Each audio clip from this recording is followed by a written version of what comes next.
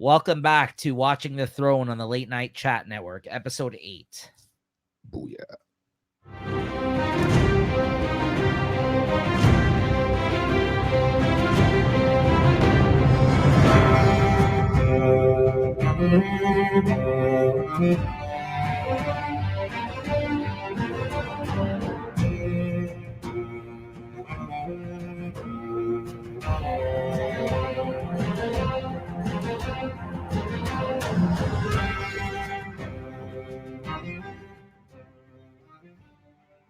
All right. You know what I was just noticing What's while that, that man? intro was playing, man? That you don't have anything Game of Thrones in here, bro. No, You really don't. I don't have As anything. much as you liked it in the whole series and all that, I would have thought you'd have something, maybe. No, you can't collect it all, Jay. No Game of Thrones stuff. No, No, there's no collecting Game of Thrones shit. You have, well, yeah, there is. I just never was really into it like that. I was into the show, but not to the point where I'm gonna buy There's no toys figures and shit and like stuff that. like that. There right? is. Is there really? There is. Yeah, of course. There's lots of merch for Game of Thrones. I just never really got into it like that. Otherwise, you could be broke by now. I bro. buy too much shit, right? So you have more Game of Thrones things than I do with your fucking whiskeys. Bro, Yeah, exactly, man. I think every year I would think they get more and more expensive, my friend. yeah. So welcome back, everybody. This is episode 8 of Watching the Throne, and today we're going to be talking about the episode of season 1 Game of Thrones, episode 8, the Pointy End. That's what she said. Yeah. So I got you to say yeah before anything. Give you that bro. pointy end. So so Jay and me, Jay's the first time. This is the first time watching this show. Watched House of the Dragon, and then as a result, got interested in the Game of Thrones world. So I pitched him to maybe start watching for the first time Game of Thrones. So and this one's gonna go past season 1, okay? Not like The Wire, everybody.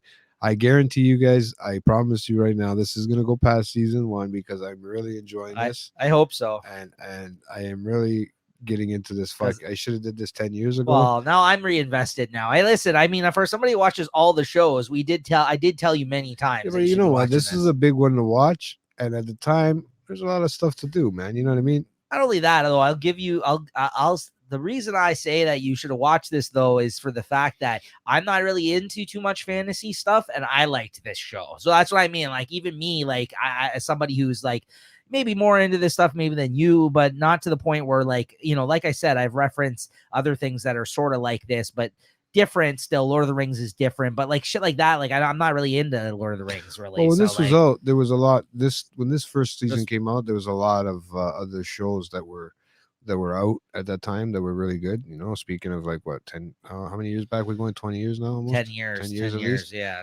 So in between there, I was in the middle of other shows, and maybe I wasn't watching shows as much as I am now. Maybe I was actually doing something else, but But now I get a chance to watch a lot. Yeah, here we are. Just make it for great content. And I'm rewatching it for the first time. Never have gone back and rewatched these episodes after watching it for the first time. And I think I think I watched this towards the end of the first season. I got into it, or like when it first ended. Like it was a hard sell for me too at first, because like I said, it's hard to jump into this world with all the names and references and the people that are related to each other, and they kind of just throw you right into it, as you know.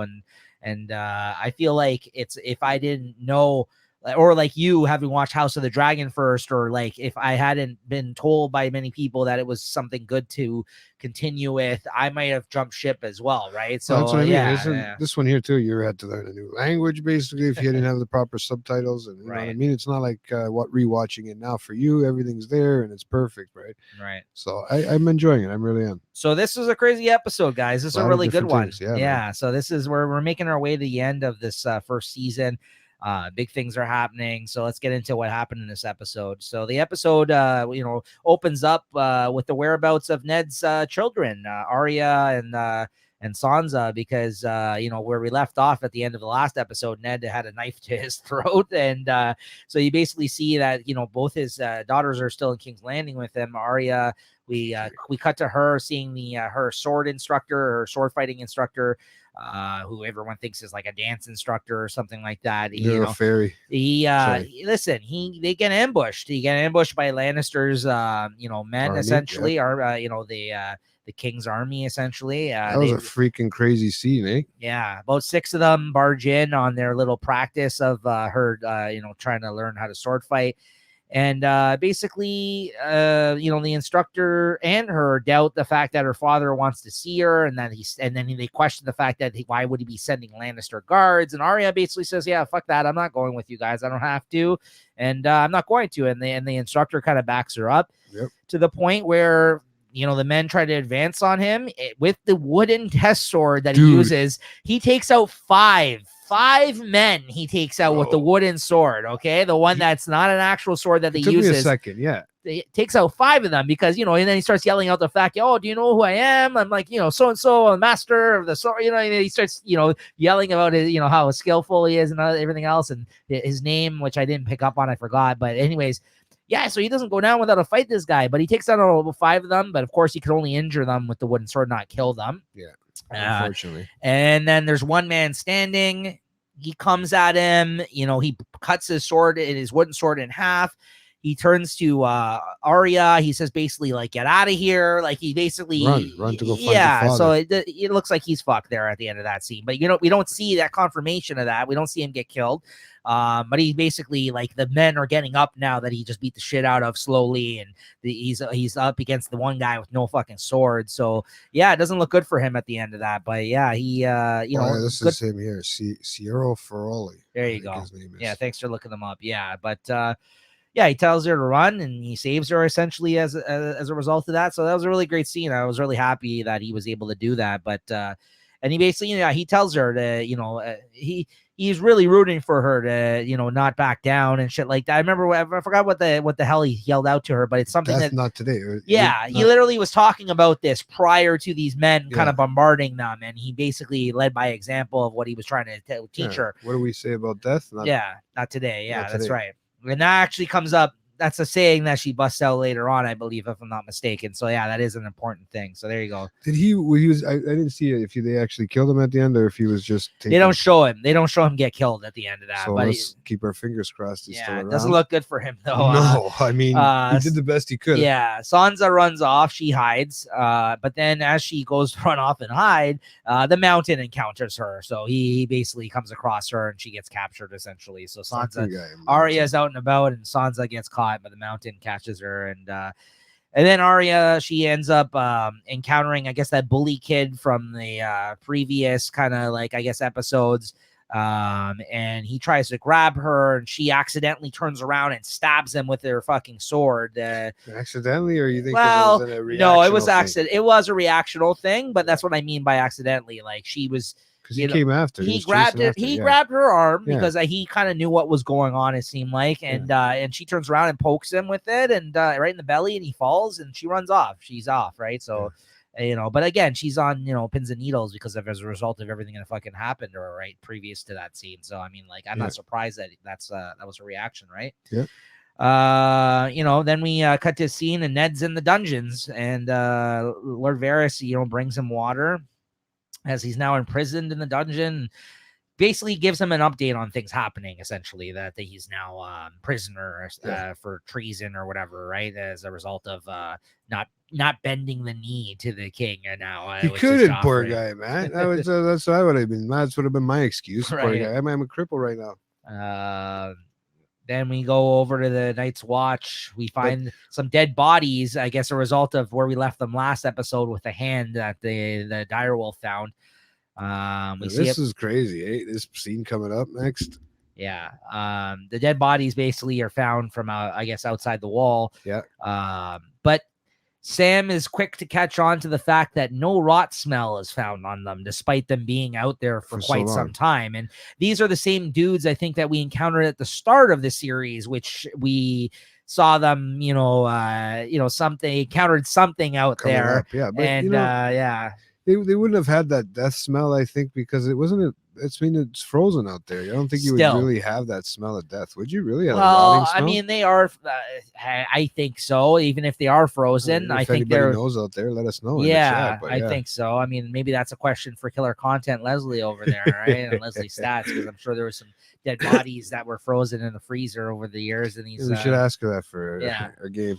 I'm sure there's still some sort of a smell of some sort, right? I guess there is. I would hope so. You can have somebody frozen to a state where maybe they're, isn't the smell isn't as apparent as when they thaw out, right? But who knows? They were sitting on that floor possibly for a while, and maybe that's why Sam was like, hey, listen, there's still no smell off of these guys, right? So he basically points out the fact that, there's no rot. And then one of the other Night's Watch guys is quick to basically say, yeah, you're a coward, but you're no idiot, essentially. Like, your shit. Yeah. Like, and that's why you can kind of tell now the fact that he's being in the library and he's reading up on shit, he's learning shit. He is a smart guy. Yeah. He is essential to have around for certain things, not just, but not, maybe he's not a great warrior of sorts. Not just being the pretty guy right, out there, you know what I mean? He's got some brains over there. No. So it's good. Yes, so we are talking about the big guy.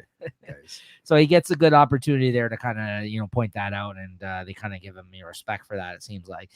Then John is given an update about his father. And Ned and the basically the treason from the throne and Joffrey, and John wants to go save his sisters after hearing this. He's worried about them. Yeah, and they mention the fact that, listen, unfortunately, yet your responsibility lies here now. You can't just run off. I understand that you want to and you think you need to, but we need you here, right? You're part of what we got going on here, because he sits already with the steward, like he gets him to grab him some drinks. And he basically delivers this message to him and lets him know what's going on, that they've heard tell of the shit happening outside the walls. Yeah. But he's stuck there. He's kind of stuck. That's what they're due. They're bound to their responsibilities outside to protect the realm. That they're important. Sure. As much as people don't think they are important. I'm sure as the series goes on, you'll see that these are important people to have around. There's a reason why they're guarding things, right? So, I mean, there's a reason why they're there. And then Cersei meets with Sansa after she's captured, and she basically grovels to them and says basically tries to get sympathy from Joffrey, and says, like, Cersei says her father isn't guilty, and says that she wants to talk to him. Yeah, they say he's not, he's a traitor, and basically forces her hand to write a letter to tell her brother Robb, who's back at Winterfell, to basically come and bend the knee, and and as a result of everything going on with their father, and maybe they will allow him to be free, but he's gonna have to come over there and bend the knee and show respect to the king and everything else. And then we cut over to Robb now after he's given this message of everything that's going on. Yeah. And, he basically says, yeah, I'll go to King's Landing, but I'm going to go with backup. Let's call upon these people that we think that are loyal to us. And I didn't catch who they were. Did you catch that, Jay? I didn't catch that. No, he said he was going to go to King's Landing with some backup, but basically, but I don't know if they were. He basically, this is where a few new names were mentioned. And a few new things were mentioned. I didn't catch on. I just missed it, and it wasn't. He did go and meet with those people later on, but he basically says that these people are people that said they would defend Ned, and he wants to see if that's true or not now as a result of this. So he's like, listen, I'll go and bring people if that's the case. Yeah. We'll see what's going on down there, right? So, and then Catelyn Stark there, his mother, you cut over to her, and your favorite character, the woman, is her sister that's breastfeeding the child, the grown child. The kid's like, I'm hungry. Yeah. He tries to kind of keep going at the tit there. Yeah, like in this scene, we see her yelling at her sister for not delivering the message, apparently, about everything going on, about the impending fucking war. Yeah. Apparently, she's over there still, and she doesn't know what's going on, and she's just heard word of all this shit, and she's like, how come you didn't give me this message already? Like, what's happening out there? Yeah. And she says, hey, listen, I'm not risking my son's life to get wrapped up in another of the Ned's wars. And she basically refuses to help with her. She's not helping her sister. Even though she's got the run of things in that town there, Knights of Vale. Knights of Vale. Yeah, Knights of Vale. Yeah. And she and says, they had enough people they can back up and they can help. Bro, they got the moon door, for fuck's sakes. Just bring everybody up there, man. However you can get up there. But yeah, she refuses to help. So some sister, she's just like, yeah, fuck that. I'm not getting involved in this shit. And this is got your it battle. already, sisters. And basically says, yeah, no. And then you cut over to Tyrion, and I think for the first time finally his name is mentioned is Bronn. Bronn is his yeah. name. You got Bran and you got Bronn, and Bran and Bronn. they for the first time mention who this man's name is, the guy who saved him, his savior essentially from the Moon Door and everything else in that Knights of Vale situation. So they're walking along the road now, but now their journey ahead of them is called the Half Man, dude. Yeah. Sorry, this was killing me when people talk about him, because as he's walking on that journey, they go and meet the new people, man. They start meeting these new people, right? So this is where it killed me, because they referred to him as a half man. Yes, he keeps referring to it as that. I thought I was bad just by saying the itty bitty Lannister, right? Oh no, of course they're not. This isn't a world of political correctness. This is awesome. This is why I think everybody liked this show, because it's everything they want to say, but nobody wants to say it. Of course. But yeah, they're walking along the road. But now, obviously, because now they're on the road and it's just those two, they have a long journey ahead of them, and there's a lot of dangers along the road, as we've been frequently reminded on this show already, right? So they're making their way along, and basically, Tyrion's going on about how he's promising him big time for saving him, and he's in great spirits after surviving this whole ordeal. He's like, I love being alive and all this shit like that. I love living, and whatever else he's saying. And then you see that I guess they went to sleep for the night in the woods. Yeah. And they are awakened in the morning after sleeping in the woods by these barbarian characters, essentially, who call themselves the Storm Crows. They're like these Stone Crows. Stone Crows. Yeah, sorry. Crow. I just read that wrong here. Yes. Yeah, you're right. Stone Crows. And they're basically these barbaric type of people who they're gonna kill them. They're outnumbered. It's really just him and that one guy, Bronn. And how are you gonna keep me with a half man? Listen, Tyrion does his thing. He tries to talk his way out of it. Yeah, he was funny though. Yeah, tries to talk his way out of it like usual, and they're not going for it at first. And he says, "Hey, listen, tries the same shit. I'm a Lannister. I'll pay you money. This whole shit that he normally does." And then he says, I don't want to die, no? He shows off his ring. He puts the ring in the one dude's hand, the leader, and he says, listen, that ring is worth more than anything you have or whatever. How much that ring's worth. And he's like, listen, there's more where that came from. How about, we just came from Vale. I'm going to promise you men the territory as being now the lords of Vale. He's like, how about that? He's like, if you guys come with me, he's like, you help me out. We will figure something out for you guys to take over, you and your fine men, right? And the guy kind of seems intrigued by this, and it ends there, that scene. And that was the thing too. I like the way he talked about it to Bronn. I think it was to Bronn when he said, he goes, he just doesn't want to die. He's going to let them, because he doesn't want to die, so he'll offer them what he needs. And and he did his talking, his sweet charm. That's what he's known for, I guess. Now I'm starting to realize. Listen, he knows how to survive. He's a man who has to figure things out, because it's hard for him out in this world, as you can tell, right? For sure. And then we basically go back to the Night's Watch. This is a crazy part here. We watch just Jon gets attacked by the undead body of the man they brought in from the cold that appeared dead previously. And and so these guys are zombies, essentially. These frozen guys, and maybe that's why they didn't smell of rot. They're undead kind of people now attacking him. And Jon throws a lantern at him because someone storms up after they hear all this this tussle going on between the two, and he's holding a lantern, and Jon grabs it and fucking throws it at him, and the fucking guy lights on fire, right? Isn't that what he called him, like a bastard son and a fucking... No, that was the argument afterwards. Sorry, I'm skipping a little. No, that's all right. But yeah, he just throws the lantern at him, and you see the guy go on fire. Yeah. But that was crazy. That was they said they had to light them on fire, right? Those two bodies. So I mean, it's referred to later on, but this is the start of finally all these rumors that people think aren't true about the what do you call it? The White Walkers that we've been hearing. Tales of this whole time on the show, right? About the whole winter is coming, and the whole fact that why these guys are at the wall to begin with, right? I mean, this is shit that they've been teasing for a while on the show, but now we finally first saw, other than I guess the intro of the show with the guys getting attacked that were frozen there.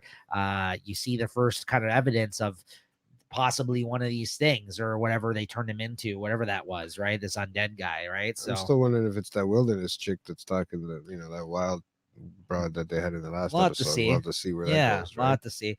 Drago's men are destroying nuts. a village now along their travels. They're kind of doing the whole barbarian raping and pillaging type of deal here. And They say straight up, even to their wives, that we're gonna rape their women and fucking like Listen. there are some badass people. this is what they do. These That's what, guys, type of guys, right? Barbarians and shit like that, That's right? crazy, Back in the day. man. But Stealing, burning. Khaleesi doesn't like that though. You know, she doesn't like what they're doing. She kind of opposes the way that they go about things. Jorah is kind of like, yeah, well, what do you want? They were promised this kind of stuff. This is what you wanted. We're going to war. Yeah. This is what they do, right? He's like, listen, they need money to get the boats. He's like, this is what they're, they need. Yeah, this is. I'm sorry, this is part of it, right? And she's so optimistic and feels like she can kind of like, forge her own way ahead and like figure things out. And she doesn't believe in what's going on here, and she disapproves of it. And as a result, the way that she's reacting to this in front of Drago, and another one of his men steps up to him as a result of this and opposes him.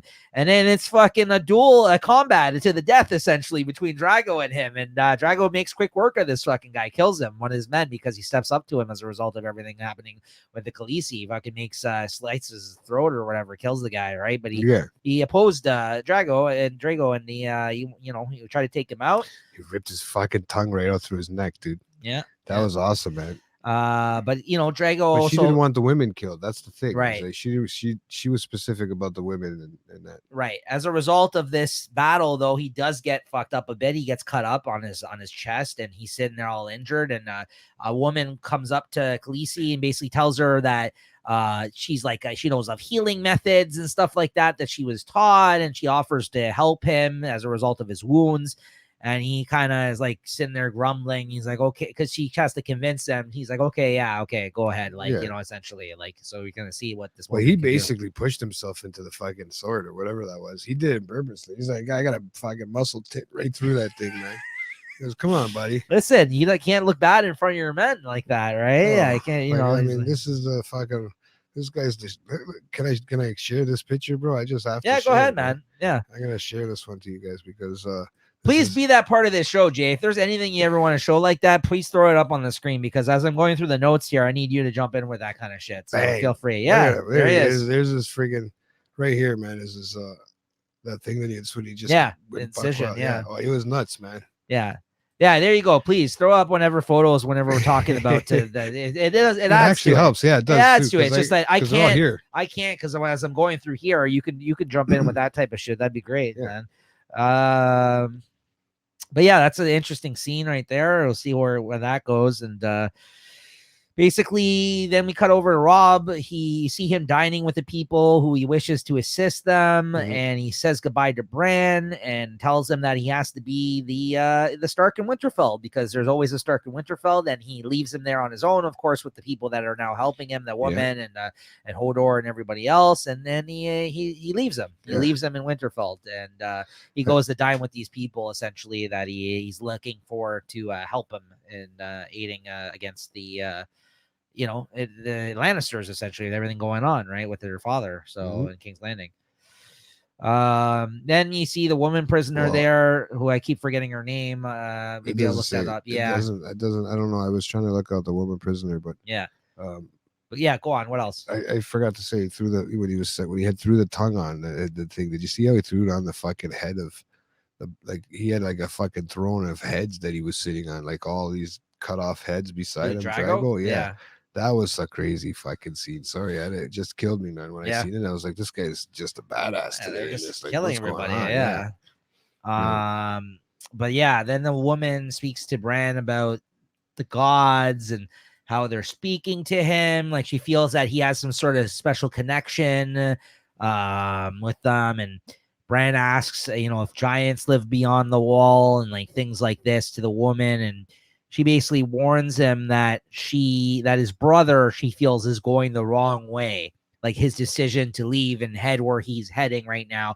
So this woman kind of seems like she's very spiritual and tapped into things, and that she can sense things in him and sense things in Rob. And so it's interesting where they're trying to go with this person who seemed like some inconsequential woman, like who's just like a prisoner, but now she seems to be kind of, talking to Bren, and like it seems like she's of some usefulness with her visions or whatever else, right? So I don't know what that's gonna go, but I don't know. That's this one here, right? That's this lady here that we're still talking about, right? Sorry. Yeah, no worries. I just like to. I'm getting used to the hang of this. This one here, right? Yeah, that's the one. Yeah. See, she's pretty cool, man. It doesn't say Natalia Tena. Yeah, but in Game of Thrones, it doesn't say what her name is, so I'll have to check that out. Let me see, Natalia Tena. Oh, I have it on Game of Thrones. Osha. There we go. I don't think they had really mentioned her name. That's what it is. No. But yeah, from there we see that Sam says that the White Walkers are the reason that the people came back as the undead. So there you go. Again, now they're talking about the White Walkers. It has been a while since we kind of touched on them. And he mentions that he read it in a book, a very old book that was in the library. Again, Sam coming through in the clutch with this information. And he says that apparently they sleep under the ice for 1,000 years. And when they wake up, basically watch out, because that's what they're saying. They're preparing for possibly now with like the fact that they feel like that's why they're supposed to be at the wall. And he basically says, hey, listen, I hope these walls are enough to keep these fuckers out. Right. So that's kind of building in the background right now, because like I think with all the shit happening right now with all these fucking politics and everything else, these people vying for the throne and all this bullshit, like there's creatures out there possibly. Like, you know what I mean? Like, I'm still waiting to see. Right. There's supposed to be crazy shit going on out there. I won't say anything. I mean, I know you're not going to say anything, but so did you get to that part where they're eating at the table and the wolf bites off Buddy's finger? Yeah. Yeah. Yeah. So we passed that part already, right? Yeah. Yeah. So no, yeah. But where are we now? Sorry. Right now we're at Rob basically setting up base camp for the impending fight with in King's Landing, and Catelyn, his mother, meets him there, and he says that he's got about 18,000 men with him. And they're basically kind of talking now about like whether or not he's going to make the first move and what's happening with all that, right? Well, actually that comes later, a lot of the strategizing. So at this point we kind of get bounced back and forth between Rob kind of setting up base camp and Tyrion finally making his way back to his father Tywin, who's also set up in the field somewhere, I guess, getting ready for this shit that's about to go down. And he meets with his father and introduce him his new buddies. Yeah, with his barbarian crew there. What'd you say? Stone Crows. Yeah. And his savior Bronn. He introduces them all and basically says to his father, and yes, I guess stories about me were. He's like, oh, stories I guess about you were untrue or whatever. He's like, yeah, I survived, and but I owe all these men essentially as a result of me making my way back here. And then he's brought up to date on everything that's going on, because he doesn't know that Robert's dead. He doesn't know what's happening. Yeah. And this is actually one of the most right? Yeah, Tywin on the right there. Yeah, that one. Yeah, Tywin. This is one of the most insightful kind of moments in this episode, which again is the reason why I love Tyrion so much, is that when he's explaining everything happening brought up with everything going on, and he mentions that Joffrey is essentially ruling now. He's like, oh, so my sister's in charge of King's Landing then, because he's the only one that has actually said that up to this point, even though everyone seems to be taking orders from her right from the get-go of her ripping up that letter and everything else. But I just liked that he was quick to state that fact. He's like, oh yeah, Joffrey, okay, like, because he already thinks he's a little shit. Like, you've already seen him treat him like shit in previous episodes, right? And so like the fact that he's just like, oh, so my sister's in charge of everything, I go, okay, yeah, I got it. Like, you know what I mean? Like, not for 1 second that he's like, oh yeah, Joffrey's really taking care of the business down there. He's just like, oh, okay, so Cersei is controlling everything in King's Landing right now. Okay, I gotcha. Right, so like he's not stupid, right? Like, he also is a smart guy, so he's like, yeah, okay, I get it. So basically Tyrion says to the Stone Crows, if that they're great warriors. Tywin says to them, if you're great warriors as you claim to be, you will join me in a battle against my enemies. And if they, and then you'll get everything that you were promised, basically saying for him to join them so they can go up against Robb and his people from Winterfell. Yeah. And then, which is a really weird, change of a really weird move here. that guy, the leader of them, says that, well, listen, if that's the case, then Tyrion would have to join us in battle since his life is in my hands now as a result. That was I'm holding him hostage and he owes me, man. Well, that's what he said. He's like, I get where he's coming from with that. He said basically, I could have already killed this guy. So, like, as a result, if that's the case, then he has to come and battle with us as well. Yeah, because otherwise, you know what I mean? If we're going to die, we don't want to go get set up to die. Exactly. And then we don't get our fucking, you know, what we want from Tyrion. And they both fucking just look over at him. And this guy's like, fuck, I can't catch a break. Like, you can just tell in his eyes. Like, he's just like, for fuck's sake. Come on, man. Really? Yeah. So I'm going to get dragged into this, which I normally would not. But, you know, he's getting dragged into this battle now, it seems like, as a result of everything going on. And then, yeah, for sure. Yeah. So that was pretty crazy. And then we cut back to Rob, who's strategizing who to attack, basically Lannister. Should he attack Tywin or should he attack Jaime, right? Yeah. And then they find a spy lurking around the perimeter, essentially spying on them. And they bring him into the tent, and Theon is trying to like cover up the battle, like basically the plans on the table as they're strategizing. And then the other guy turns to him. He's like, "Oh, don't worry about that." He's like, "This guy's never gonna leave this tent." He's like, "This guy's, you know, we're gonna kill this guy, so don't worry about that. You don't have to worry about covering anything up." Theon's really quick to like cover everything up, but he's like, "Ah, this guy's not leaving. Don't worry." He's not going anywhere.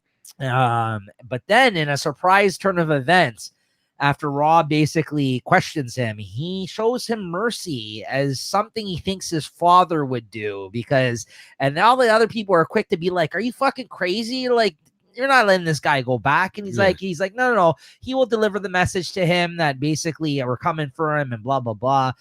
And he's like, well, listen, I think this is something my father also knew when to show mercy or whatever in situations like this. I think this was a stupid fucking move upon rewatching this. I actually don't remember how this plays out, Jay, but I'm going to tell you right now, this is a stupid fucking move, what he did here. I get it, where he's coming from.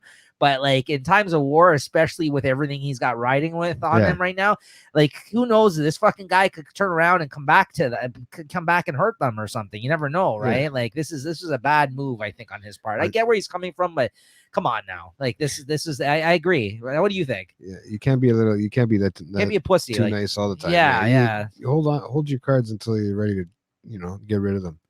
You know what I mean? Then he tells him to deliver the message that winter is coming. Like, fuck off. Like, I'm pretty sure they know that snow started already, right? Finally, snow started. Yeah, but I think in this regard, I think he's obviously talking about Winterfell. Yeah, like, you know what I mean. But I get it. But fuck off with that shit, right? So, anyways, I think that's gonna come back to bite him in the ass. And I swear I do not remember what happens with this, but I think that's something. Whenever they make note of something like this, I feel like in these movies or shows, it's like sometimes when you make a decision like that, it comes back to bite you in the ass. I think this is going to be one of those moments because I'm just like, well, that was really stupid of you. I don't know. Why give him a heads up? Yeah, that I get where he was coming from by all means, but like maybe not the right time. Not the right time for it. But that's the thing. I think he's a little big. I think he's a little bit full of himself. This fucking guy, it seems like, right? At this moment, yeah. Yeah. Anyways, he's a little too big for his britches, as they say, right? So, then we cut over Joffrey being sworn in as king. Buddy. Yeah, my buddy. Why you like him so much, bro? Yeah, sure. He's a fucking little piece of shit, just like stirring it up. I'm starting to notice already. And as a result of after getting sworn in, he basically said he does away with the men that showed loyalty to Ned or showed loyalty in that moment in time. The guy that basically was opposing them in that scene when he gave him the seal and he was like, what the fuck? Like, well, we can't do this. Like the one guy that kind of stood up to them at that time. Yeah. He does away with him and he basically throws his fucking sword at them. He says, melt that down and add it to the fucking like seat. Essentially, he's like, I'm done. Like he basically gave up his knighthood essentially, like because of what went down there. He felt disrespected and he's going to go fuck yourself. And he left. And hopefully he makes it out of that city alive because like I don't blame the guy after that, right? He's just like, I'm not serving you. I'm not serving you. I'm not serving you. Yeah. He's like, no, I'm good. Like, but this just proves to the character what's going on, what's coming up next. It just kind of helps out with that. Bro, what's going to play out. You cannot trust anybody in this fucking place. They're all pieces of garbage and they'll turn on you in a second. This man was serving him for 1 minute ago, and then now he's just like, oh no, Fuck you. yeah, pull out the rug from under you, right? It's so unexpected, the shit that goes on this show, man. It's crazy. Like, but this is when he gets the Stark's daughter to fucking. Yeah, this is then it ends in the with, like you said, Sansa. Fucking, I hate Sansa too in a way for a lot of these things that she does. But she listen, she tries to help. She means her. well. She does mean well, but it's just a bad look. I get it, but this is like, it's showing weakness. Out there, yeah, Sansa pleads for mercy for her father in this scene, and Ned to King Joffrey, despite the ruling of treason, even though they keep mentioning the fact that it's treason, keep yelling it out, reminding Joffrey. Yeah, she says, listen, he was. Fucked in the head. Because he got stabbed in the back of the leg. Your father just died. You know that he loved your father. She's like, everyone here knows he loved him. It was a good friend of his. Yeah. He wasn't right in the head when he said that. Yeah. And Joffrey just can't get off. He's like, no, he said that I wasn't king and I'm not bending the knee. Like, he's not backing down. He's like, no, well, listen, if you want me to excuse his actions, he's like, oh, I'm moved by your words or whatever the hell he says. Yeah, bullshit. So cocky. He says, that's what I mean. He's getting cocky. Yeah, already. He just sat on the throne. Bro, this man was crying to his mother previously about having to do this one day. Yeah, he's inbred. He's not even fucking deserved that throne. But he basically says, okay, if that's the case, he has to confess to treason and basically call Joffrey king and basically bend the knee and say that he is the king. Or else no mercy will be given. And Sansa ends the episode saying he will. And that's all you get. That's all you get. I was gonna watch the next one after that, and I was like, it's getting late. I'm gonna relax for a bit, man. But yeah, because two of them back to back like that, watching them the other day, pretty crazy, right? It's good. Like they were like day apart. I watched them, and it was like pretty nuts, man. It's a lot to take in, and that's why it's just fun to do. This is fun to rewatch, guys. And this is, I didn't think. It's a lot to follow. I've noticed this first fucking season has been a lot to follow. It's a lot. But I'm hoping that it's not so bad after this first season too as well. There is only 2 more episodes after this one, guys. Pays off. The ending of season 1 is quite the end. That's all I'm gonna say. It's quite the ending. I hope that whatever my brother said the other day when he was fucking drunk over there does never happen. But who knows? He probably gave up a big part of the fucking. I'm starting to get a little nervous with that one, but we'll see where that goes. I don't want to say anything, but I'm keeping my fingers crossed. You remember what he said that day on the 26th. So yes, I remember. Like, fuck off. He hasn't watched it yet, right? And I'm thinking, no, I didn't think my brother was that into it. I didn't realize he was. He's very into Game of Thrones. Him, Angelo, we always used to talk about it. Yeah. He should be watching this fucking episodes then. He watched all of House of Dragon. He's watched it, man. Yeah. I know. He watched House of Dragons after me because I was telling him it was all after, right? But yeah, I know that part. I know about the House of Dragons. I just didn't know he got so much into this one. Oh yeah. We used to talk about it, man. This was one of the last type of shows that you guys all watched. No, not only that. No, because Peter, I don't think watched all of it. Peter watched some of it, but no, this is not like just with him. This is one of those shows, I think, was one of the last shows that really captured the, how they talked about like the water cooler type show, like the one where everyone went to work the next day and talked about the shit that they just watched the night before, like everyone used to do when The Sopranos was out. But I was never I was too young at that time. All that shit, Seinfeld, Friends, all that crap. Right. This is one of, but you don't because of the fact that now we're giving seasons all at once and there's so much out there, you don't really have that as much anymore at all. I feel like because look at even if, for example, on Late Night Chat, how many times every week do you come on and you're like, I'm watching this now, I'm watching this, and the other person, the co-host is watching a whole bunch of other different things, and then it's not, no one's ever, I feel like, on the same up to date on this and watching this, and we're gonna all talk about this and into it and talking about it week to week. This was one of those last shows I feel like I really had that experience with, where I literally went to work the next day after on a Sunday of HBO watching this on TV when I still had cable. I go back the next day on Monday at work, and all my coworkers that watch the show, we would just talk about it all day. You know what I mean? And it's just, no, really. I get what you're saying. This is one of those shows. This was one of those shows because then you'd have all the theories and be like, oh, what's going to happen? And you'd really work each other up from talking about this show because there was a result of it. And that was back when you had to wait week to week still. It's not like here's the whole season, right? And I know they still do that with HBO and House of Dragons and everything else, but it's not the same. It's not not the same. Since people have started doing that, where they binge the whole seasons. I know certain services are doing that now. You're right. But I've noticed people do not sit there and watch, even though they come out week to week. Yeah. Right. They will wait till the whole series is over before they watch it. So you're not always on the same page. And just the way these streaming services and stuff nowadays, they all they do is they're catering to everybody. So what they're doing is they're catering to specific group, like specific people. Everything you got to show out there for everybody nowadays. Right. But that's what I mean. That's what I mean. We might not be all on the same page. But that's not only that, to your point.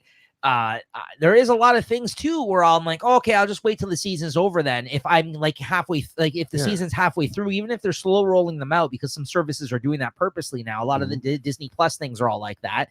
Or they might drop like 2 or 3 episodes at the start and then do it weekly or whatever, right? To kind of get you hooked, which is also a smart method. But to your point, like, there is so much out there to watch now. I'm never in a rush to even get, like, I can be like, yeah, I'll just wait for the season to end and then I'll watch it all, like you said, because everyone is used to this kind of, we're in this society now, we're all used to binge fucking watching everything, right? Yeah, exactly. I want everything all at once now, right? We're that's how it is now.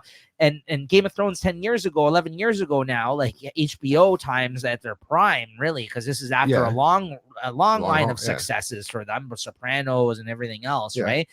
And this was a huge fucking hit. Huge. Everyone was on it, right? And honestly, this was one of those like cultural kind of phenomenon type things, and that's why I found it surprising that you had never watched it, because like so many people even got swept up in it, because it's one of those shows in a time where, I'm not going to say there was nothing on TV, but there was less than there was now in terms of like, you have to watch this show, right? Like it was just, maybe like a handful of good things that everybody maybe was watching and talking about at that time, right? I don't think it was a generational thing. I don't know, bro. I'm not saying it's a generational thing. I'm just saying the time was different. I think it was a generational thing. Yeah. In a sense that this changed a lot of people. This is the last one of a lot of people's perspectives on how you, like you said, how you watch TV shows. This was before they had streaming sites like Netflix and stuff like that.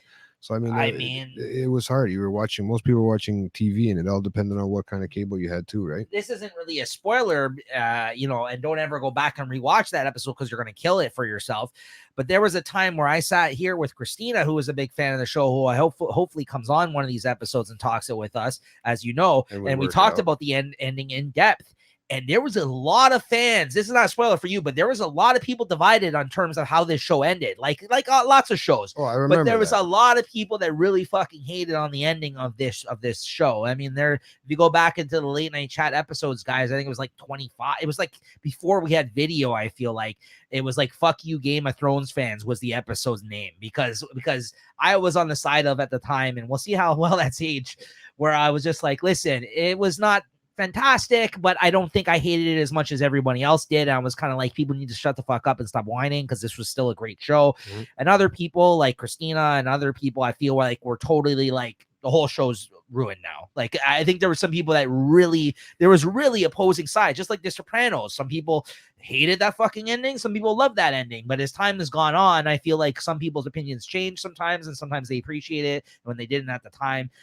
So I'm interested to see how I feel about that, because it's no spoiler to you, Jay, but as you know, there was a lot of people divided over that ending. There's a lot of people divided over that ending. That was the last episode. Right. So I wonder why. Yeah, there's a lot. There's a divided episode. There's a lot of things that happen from now till then. I mean, we still got several seasons ahead of us, right? But anyways, so yeah, there you go. The pointy end. Again, some of these titles are very true to, I think, what goes on in the show. It is a very interesting end to this episode, and man, these 2 episodes are going to be crazy. These next 2 ones, Jay. So strap in, because that's gonna be a good one. I think we're gonna have to probably record again next week after we watch a couple of these episodes. Well, 2 more to go, right? Shit going, yeah, man. We'll figure it out. Because now we got 2 down in the bank, so we got 1 for you guys. What Thursday? It's coming up, man. This one is the last one. So. So we're trying to keep regular with these guys coming out, dropping on Thursdays. But as always, follow us on Late Night Chat Network on Instagram, and you'll be updated with that. But I think we've been pretty consistent now for the next few weeks, where we'll have these episodes dropping for you Thursday. This is a weekly show. If it wasn't, nice and short too. Now we don't have to keep it long and to the point, which is great for everybody out there. yeah. Like I So said, we we've try to been doing keep it to around 45 minutes at most, and we're trying to keep true to that. So some Surprising. episodes will have a longer discussion, I'm sure. I think our longest episode was like an hour so far, so that's not too bad, an hour and 10 minutes. I'm surprised too right now too to see how many people are actually going back to rewatch this because or going back to re-listen to about it. Right, Now's the time. I'm surprised, man. Yeah, it's pretty cool. But as I mentioned, guys, we hope to do maybe more live episodes in terms of like the finales of these seasons, or maybe the start of these seasons when we do talk about them. Depending on how far we go ahead and watch these episodes. But if we don't do the lives, you can you can definitely expect some guests hopefully coming up. We got to start talking to people I know that were a fan of this show when it was coming out. They may want to join us. So if you guys watching these shows out there and you have any specific episodes that you want to join us in discussing, any favorites of yours, I know Leslie already gave us hers, so we definitely got to make the rounds, I think, and start talking to all the people I know that were fans of this and get them to come back and rewatch some of these episodes with us, because there's some doozies coming up, man. There's a few that I remember the name of the episode and a couple of different scenarios that happened in certain episodes that I feel like are going to be very memorable ones coming up. I think past the first season, we're just scratching the surface here of getting to know everybody, Jay. And then like once you get past this first season, the whole show changes up. It's going to be crazy. I had to make sure I got a real thick fucking notebook for this one because I know it's going to be 10 seasons or whatever, 8 seasons, 10 seasons, whatever it is. Yeah. So I'm ready. All right. Well, there you have it, guys. That's another episode in the books. And I actually didn't even look up the next episode's name. Let me see here. Baylor or something. Season what's his name? Did you episode. see that? What's his name walking in? The guy that carries what's his face? The guy that carries the little Stark. What's his name? The young guy that broke his legs. Hodor. When he came in fucking naked in that. Yeah. I was fucking dying. And then one makes a comment about his huge schlong. Yeah. No, yeah, fuck, man. There's a lot of schlongs in this fucking episode. Yeah, there's a lot of tits to come too. Don't worry, Jay. There's lots of tits. I haven't seen any Khaleesi tits lately. So I told you're gonna get less and less. I don't think we're past the point where you're never going to see her pregnant in real again. life in this episode or what? I don't think so. I was going to say maybe that's why she turned into a mother after and didn't want to take her clothes off. Yeah, Baylor is the next Baylor, one. yeah. So there you go. That's what you got to look forward to for the next episode 9. Isn't that a guy's name? Yeah, Lord Baylor. Baylor, right? Yeah, I believe is his name. So, or Baylor, I don't know how you say it, but I think that's how you say it. So yeah, man, this is 2 more episodes. Bro. 2 more episodes. So yeah, definitely check that out, guys, and join us. And if you never watched the show, maybe we'll be able to convince you to watch it because it's a lot of fun, and we'd love to hear your thoughts. Hit us up in the comments. So. Yeah, man. All right, guys. I'm ready. We'll see you guys next time. Thanks. Thanks again, guys. Take care. Later.